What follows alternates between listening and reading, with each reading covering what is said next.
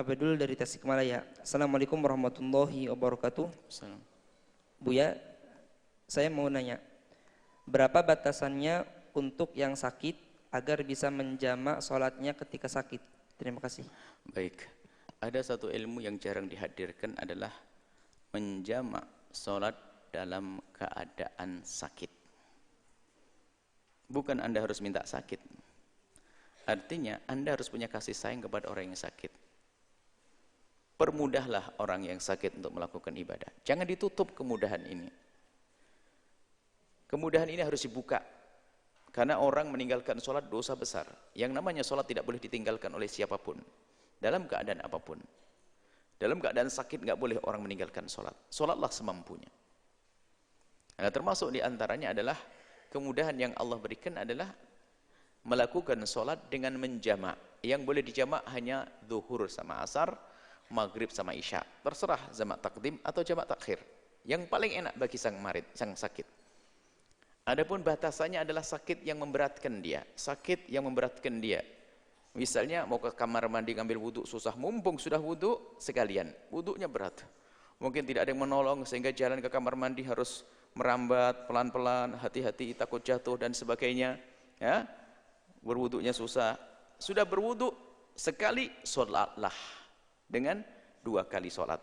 Sholat duhur sama sholat asar. Maghrib sama isya. Jamak takdim atau jamak takhir.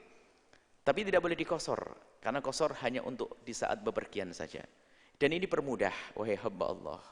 Jangan sampai orang sakit takut kerepotan, lagi tidur bangun sholat, bangun lagi sholat ya. Bagi lagi itu maghrib, dia bangun niat Pak jamak takhir, ya jamak takhir, sudah. Biar nanti sholatnya tengah malam, atau mumpung sholat maghrib Pak sekalian sholat isya, biar nanti nggak usah dibangun lagi. Ya begitu. Jadi ukurannya sakitnya adalah sakit yang memberatkan bagi dia untuk melakukan sholat dan sebab-sebab sholat dan penyempurna sholat. Mulai dari mengambil syarat sholat, mengambil wudhu, syaratnya harus bersuci, menutup aurat, kok susah, berat, mumpung menutup aurat susah. Sakitnya menjadikan dia susah menutup auratnya. Sakitnya menjadikan dia susah mengambil air wudhu. Atau mungkin ada dibantu oleh anaknya, tapi setelah itu mau pergi. Sholat maghrib, abah saya mau pergi setelah ini. Oh ya nak, mumpung diwuduin sama anaknya, selesai langsung sama sholat isya. Tolong ini dimudahkan ya. Ukurannya adalah dikembalikan kepada yang sakit, karena sakit macam-macam. Bukan sakit jerawat, bukan. Sakit jerawat. Sakit yang memberatkan dia, sehingga bagi dia harus mengulang-ulang akan repot. Mungkin orang yang sakit tadi, wudunya ditolong sama orang, atau pergi ke toilet ya, ke tempat wudunya berat dan sebagainya, ya.